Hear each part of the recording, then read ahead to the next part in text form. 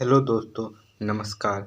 आज फिर हम EHI 01 का दो इम्पोर्टेंट प्रश्न लाए हैं आप लोग के सामने।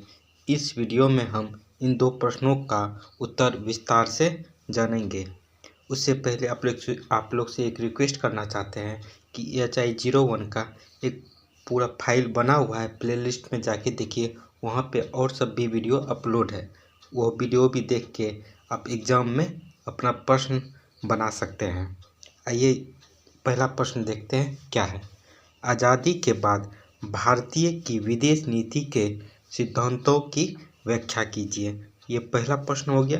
दूसरा प्रश्न देखिए, गुटनिरपेक्ष से आप क्या समझते हैं? गुटनिरपेक्ष देशों को कौन कौन से सिद्धांतों का पालन करना पड़ता है? इन दो प्रश्नों का उत्तर इस वीडियो में आप देखेंगे विस्तार से। उससे पहले आप लोग से एक रिक्वेस्ट करना चाहते हैं कि पहली बार आप मेरे चैनल पे आए हैं तो चैनल को सब्सक्राइब कर दें, वीडियो को लाइक कर दें। हाँ, पूरा वीडियो देखने के बाद कमेंट ज़रूर करें कि कैसा लगा आपको वीडियो। ठीक है, आइए स्टार्ट करते हैं।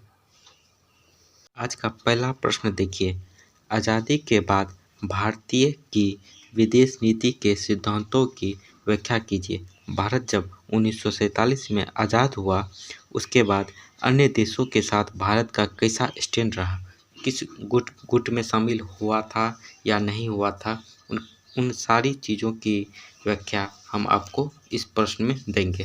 आइए स्टार्ट करते हैं। इसका उत्तर क्या है? भारतीय विदेश नीति के आधारभूत सिद्धांतों की व्याख्या इस प्रकार से की जा सकती है। देखिए, पहला, भारत कभी भी द्विपक्षीय या बहुपक्षीय सैन्य संधि के पक्ष में नहीं रहा है। विश्व की समस्याओं को सुलझाने में सैन्य शक्ति की भूमिका का भारत ने विरोध किया है। शीत युद्ध शुरू होने के बाद अमेरिका और सोवियत संघ में अस्त्र बढ़ाने की होड़ लग गई। भारत का विचार था कि ऐसा करने से देशों के बीच तनाव बढ़ेगा और इसकी परिणति सशस्त्र संघर्ष में होगी। अतः भारत ने शांति कायम करने की दृष्टि से अपने को हर तरह के गुटों से अलग रखा। भारत कभी नहीं चाहता था कि विश्व शांति के लिए अस्त्र उठाए जाए। वो एक दूसरे से संधि करके, विचार करके शांति बनाए रखना चाहता था। भारत का ये पहला स्टैंड था। आइए दूसरा स्टैंड पे हम चर्चा करते हैं। भारतीय विदेश नीति अपने आप में स्वतंत्र है। भारत दो बड़ी शक्तियों में से किसी के गुट में शामिल नहीं है, पर ऐसा मानना सही नहीं है कि भारत की विदेश नीति तटस्थ है, मतलब सीधा है। वस्तुतः अंतर्राष्ट्रीय मुद्दों पर भारत कभी तटस्थ नहीं रहा, बल्कि इसके गुण और दोष के आधार पर विभिन्न अंतर्राष्ट्रीय मंचों से अपनी सम्मति स्पष्ट रूप से जाहिर करता रहा है। भारत की इस नीति से कुछ बड़ी शक्तियां खुश नहीं थीं, लेकिन तीसरे विश्व के कई देशों ने भारत की इस नीति की प्रशंसा की। जो भी बड़ी शक्तियां थी, जैसे अमेरिका हुआ, रूस हुआ, जर्मनी हुआ, जापान हुआ, भारत का जो है जिसमें कमियां होती थी उसका बुराई किया जाता था और उसको सुधारने के लिए क्या स्टैंड होना चाहिए, भारत वो दर्शाता था कि ऐसा करने से विश्व शांति बन सकती है। आइए तीसरा पॉइंट देखते हैं क्या है। भारत ने सभी देशों से मित्रता बनाए रखने की कोशिश की। खास बात यह है कि भारत ने अमेरिकी गुट पूंजीवादी व्यवस्था, और अमेरिका में जो है पूंजीवादी व्यवस्था है, भारत में क्या है, मिश्रित अर्थव्यवस्था, और सोवियत गुट साम्यवादी व्यवस्था के देशों से बिना किसी भेदभाव के मित्रता की। भारत ने कभी भी एक देश को दूसरे देश से लड़ाने की नीति पर अमल नहीं किया। भारत में सरकार का ढांचा लोकतांत्रिक है। भारत में जो है सरकार कैसे बनता है, लोगों के द्वारा, जनता के द्वारा बनाया जाता है कि भारत को किसको प्रधानमंत्री बनाना है, वोट दिया जाता है। वोट के अनुसार जिसको बहुमत होता है उनकी सरकार बनती है। लेकिन विदेश नीति के मामले में भारत न पश्चिमी लोकतांत्रिक देशों से जुड़ा और न ही साम्यवादी देशों से इस कारण दूर हुआ। आइए चौथा पॉइंट देखते हैं क्या है। भारत बहुत दिनों तक ब्रिटेन का उपनिवेश रहा, अतः इसने स्वतंत्रता प्राप्ति के बाद से ही उपनिवेशवाद विरोधी नीति का अनुगमन किया। भारत जो है ब्रिटेन का, इंग्लैंड का उपनिवेश रहा, मतलब गुलाम रहा। उपनिवेश मतलब उनके अंदर, भारत जो है अंग्रेजी शासन के अंदर था। 1947 में आज़ाद हुआ, उसको ही उपनिवेश, मतलब जिसका गुलाम रहा है उसको उपनिवेश कहता है। ब्रिटेन का उपनिवेश भारत रहा है। उपनिवेश का अर्थ यही है। विश्व के मानचित्र पर भारत के एक स्वतंत्र शक्ति के रूप में उभरने के साथ ही एशिया, अफ्रीका, लैटिन अमेरिका के देशों में उपनिवेशों के स्वतंत्र होने का सिलसिला शुरू हुआ। भारत जब आज़ाद हुआ ब्रिटेन से, तो एशिया, अफ्रीका और लैटिन अमेरिका के उपनिवेश भी आज़ाद होना शुरू हो गया। भारत की आज़ादी के बाद श्रीलंका, बर्मा और इंडोनेशिया आज़ाद हुए। इसके बाद भारत ने विभिन्न अंतर्राष्ट्रीय मंचों से उपनिवेशवाद के खिलाफ बोलकर अफ्रीकी देशों की स्वतंत्रता में महत्वपूर्ण भूमिका निभाई। आइए पांचवा पॉइंट देखते हैं क्या है। भारत ने अपनी विदेश नीति के तहत नस्लवाद विरोधी नारा बुलंद किया। गांधी जी ने 19वीं शताब्दी के आरंभ में दक्षिण अफ्रीका में नस्लवाद के खिलाफ संघर्ष किया था।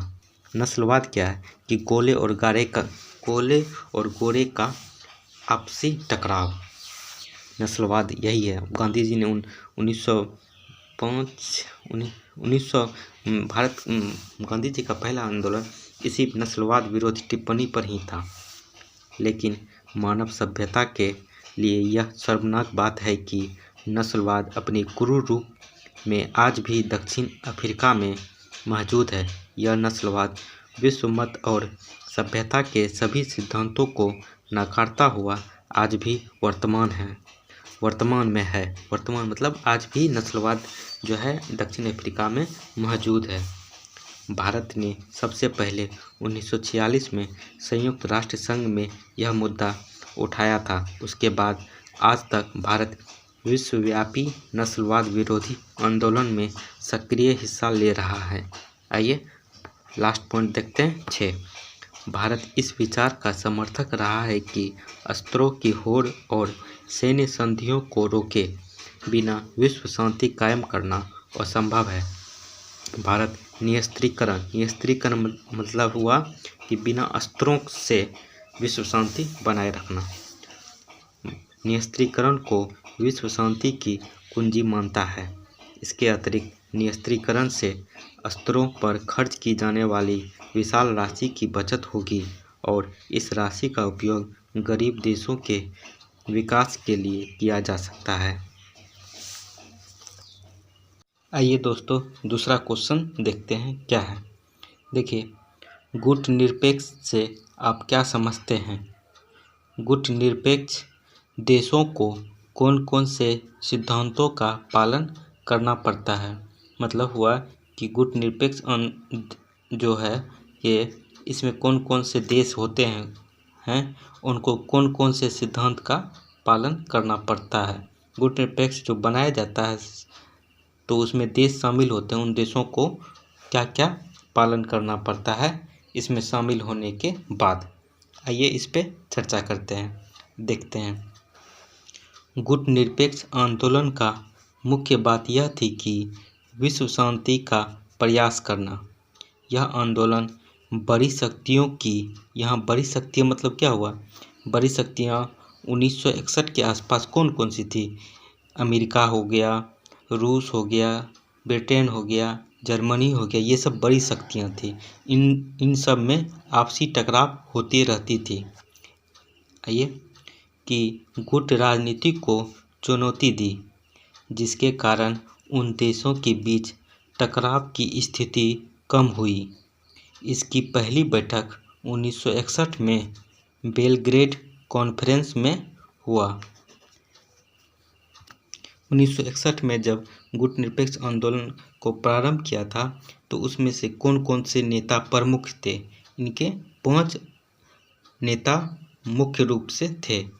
देखिए, गुटनिरपेक्ष आंदोलन के 5 पथ प्रदर्शक नेता थे। इसके प्रदर्शक नेता प्रमुख रूप से 5 थे। पहला थे यूगोस्लाविया के राष्ट्रपति जिनका नाम टीटो था। दूसरे थे मिस्र के राष्ट्रपति जिनका नाम नासिर थे। तीसरा था घाना के राष्ट्रपति नक्रूमा। और चौथा थे इंडोनेशिया के राष्ट्रपति सुकर्नो। और लास्ट जो है ये हमारे भारत के प्रधानमंत्री थे पंडित जवाहरलाल नेहरू। ये इनमें से शामिल होने के बाद देश किन किन चीज़ों को ध्यान में रखना पड़ता है। देखिए, पहली गुटनिरपेक्ष कॉन्फ्रेंस की प्रारंभिक समिति ने गुटनिरपेक्ष देशों के लिए निम्नलिखित मानक सूत्रबद्ध किए। मतलब ये सिद्धांत इन सब सिद्धांतों का पालन करना है आपको गुटनिरपेक्ष आंदोलन में आप जब शामिल हो गए हैं तो। आइए पहला देखते हैं। इन देशों को सह-अस्तित्व और गुटनिरपेक्षता के आधार पर स्वतंत्र नीति अपनानी चाहिए या इस नीति के पक्ष में रहना चाहिए। पहला हो गया। दूसरा देखिए, इन्हें हमेशा राष्ट्रीय स्वतंत्रता का समर्थन करना चाहिए। आइए तीसरा देखते हैं। इन्हें बहुपक्षीय सैन्य संधियों में हिस्सा नहीं लेना चाहिए और बड़ी शक्तियों के आपसी टकराव के साथ नहीं जुड़ना चाहिए। आइए चौथा देखते हैं। अगर इन्होंने दूसरे देश की सेना को अपने यहाँ अड्डा बनाने की छूट दी है तो यह रियायत बड़ी शक्तियों के संघर्ष के संदर्भ में नहीं दी जानी चाहिए। यानी कि बड़ी शक्तियाँ जब आपस में टकराएगी तो जो देश इनको अड्डा बनाने के लिए दिया है अपने यहाँ सेना को बसाने के लिए, तो इन जब बड़ी शक्ति आपस में टकराएगी तो इन अड्डा का उपयोग करना नहीं देना चाहिए। इन पंक्तियों का यही अर्थ है। आइए पांचवा देखते हैं। अगर ये किसी द्विपक्षीय या क्षेत्रीय रक्षा समझौता के सदस्य हैं तो यह समझौता बड़ी शक्तियों की राजनीति के संदर्भ में नहीं होना चाहिए। साधारणतः गुटनिरपेक्ष कॉन्फ्रेंस हर तीसरे साल होती है। इसकी दूसरी बैठक 1964 में काहिरा में हुई। थैंक यू दोस्त। कैसा लगा आपको वीडियो कमेंट करके ज़रूर बताएं और चैनल को सब्सक्राइब कर दें, वीडियो को लाइक कर दें और जय हिंद जय भारत। थैंक यू दोस्त।